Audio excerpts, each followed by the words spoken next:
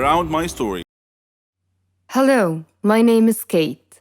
Now I'm going to say this. I am by no means a saint, and the only reason I brought this up is later in the story. So, I dated this guy in high school for 2 years. He was the love of my life, and I planned on marrying him. His dad became super controlling, and eventually he forced us to break up. He immediately got into a relationship with another girl, and I moved on. Later on, I met this guy who we will call Max, and he was a mix between country and scene. He liked artists like Lil Peep and also was in love with horses. He had a girlfriend who lived across the country, but we stayed friends. They eventually broke up, and naturally, we both grew closer. Dear God, I regret ever saying yes to going out with him. The first 2 months, they were constant fighting. He wanted us to visit his ex girlfriend because she was failing college and addicted to coke while we were together. He would sometimes text her while he was at my house or while we were at dinner, but eventually he quit. The next few months were okay at best. He would constantly start fights with my male friends and even assumed I was cheating on him with one friend who at the time did have a crush on me. But I'm a very loyal person who went as far as to put more of my time into hanging out with my boyfriend than my friends. Eventually, we went on a cruise and he got high with a group of girls and kissed one of them. I cut it off and went on to date others. So, he texted me 3 months after breaking up, saying he wants to talk and apologize for what he did. I was still in love with him, so I agreed and we set up a time for when he could come over. I knew instantly when he pulled into my driveway that I was going to regret ever responding. There was no hug, no I miss you, none of that. Instead, he walks up to me, looks me in the eye, and says, I want to get this out of the way. I've dated a lot of people since we broke up. Yeah, nothing wrong with that. I mean, I did the same when we broke up. So I kind of agreed to being just friends and never go back to talking about getting back together for now. But then comes the bullshit. He calls me one night and says, Hey, I want to get back with you. Because honestly, wandering around is boring, and I don't want to jump into things instantly. And I was wondering if dating without labels would be okay with you. When I asked him to elaborate, he replied, as in, I can still go to dinner with other girls, you can go to dinner with other guys, and we'll see what happens. Needless to say, I hung up without saying a word. Told him thanks, but no thanks. You are not who you used to be, and I'm not interested anymore.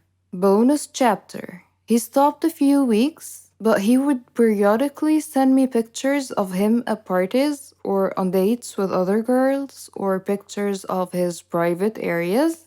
Anyways, ever since he has been blocked on everything, but I just thought I would share this with you. This is a shout out to every girl out there.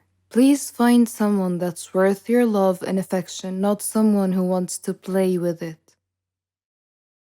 Hey, my name is Rachel. In high school, the homecoming dance was coming up.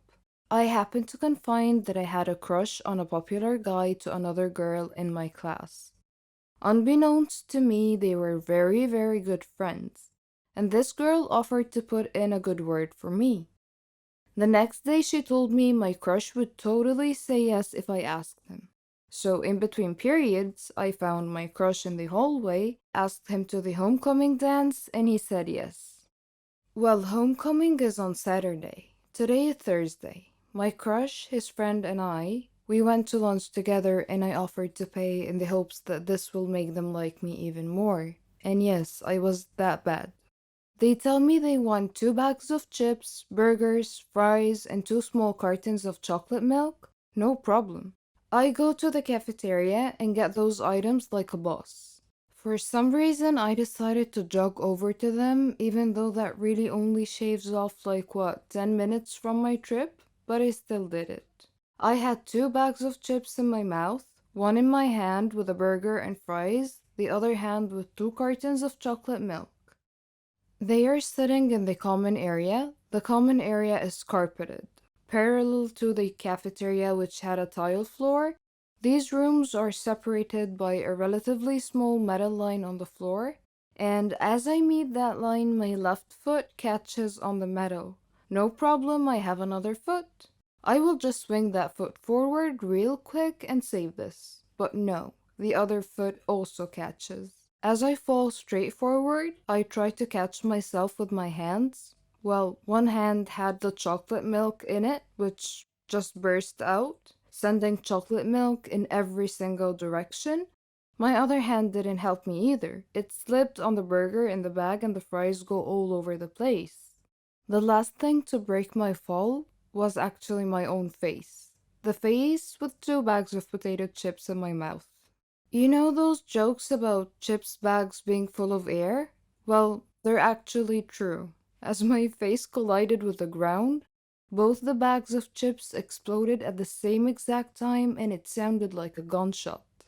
Somehow one of my shoes just flew off. I tried to melt into the ground and fade out of existence for a moment, and this happened at the meeting point of the common room and the cafeteria. So everyone in both rooms either saw or heard this fiasco and looked over. About 100 students. It's deadly silent for a couple of seconds and then comes the laughter. And dear God, the laughter. It was like a jet engine. Every person there was laughing the hardest they have ever laughed in their whole lives. I even saw the janitor doubled over laughing, bracing himself with a mop handle. A teacher was trying to walk over to help me, but she stopped every couple of feet to use her whole body to laugh at me. All of this happens not 10 feet away from the table in which my crush and his friends were sitting. Everyone is having a great laugh, but my crush has the greatest laugh of all.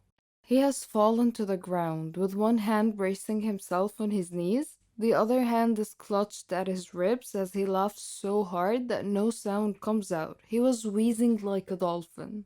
There is no recovery from this. I walked to the bathroom to clean myself up. The teacher could only manage to hand me my shoe along the way and continue laughing. In the bathroom, the laughter did not die at all for what seemed like a lifetime. When the bell rang, I was still in the bathroom and people were still laughing. While I spent the whole day wallowing in easily the most embarrassing moment of my life, I thought, well, maybe I'm just a funny girl and he will like it. The next morning, I see my crush before class and he walks up to me and he says, "So homecoming is tomorrow." Eager not to speak about the shit show that happened yesterday, I just excitedly said, "Yes, yes it is." And then he delivers a crisp and says, so this girl that I actually like asked me to go to the dance with her, so I think I'm gonna go." To which I replied, yeah, that makes sense. I totally did not go in the bathroom and cry after that. Anyways, my crush said he will go to homecoming with me. The day before, I tripped with his lunch and face planted into a pool of random ingredients in front of the entire class. My crush did not go to the homecoming dance with me. My name is Keanu, and I'm 13 years old. I am a psychopath. I freely admit it in front of all of you. I attribute my sickness solely to my father, because any story about a cruel father pales in comparison to my father. He would abuse me physically, mentally, verbally, and emotionally in every given moment. He left no stone unturned in this regard. He would beat me into unconsciousness. He accused me of being the cause of my mother's death, who died during my childbirth. Whenever Dad had any problem at home, he would accuse me of being the cause of it. One time he even beat me at school when my teacher called him to school because I had beat up my classmate who had beaten me up first. I tried to explain to him, but he wouldn't listen, and he just beat me even more. One day, it was fun day at school, and everyone was supposed to invite their parents to visit the school for party and introduction activities. I chose not to invite my dad, so I was alone at the festivities. I felt envious of all my classmates for having loving parents to have fun with. My teacher noticed me alone. came over and offered to be my parent for the day. I was so happy. We had great fun together. Miss Linda had lost both her husband and her son in a plane crash, only she had survived. After fun day had passed, Miss Linda showed more interest in me. She would bring me sandwiches and spend time with me during breaks. I thought of her as my mom. When I succeeded in my final exams, she hugged me with tears of joy. I unconsciously said, "Thanks, Mom."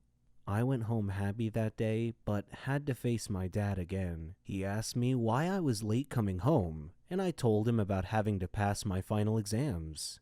He didn't believe me, though, and asked me to show him proof.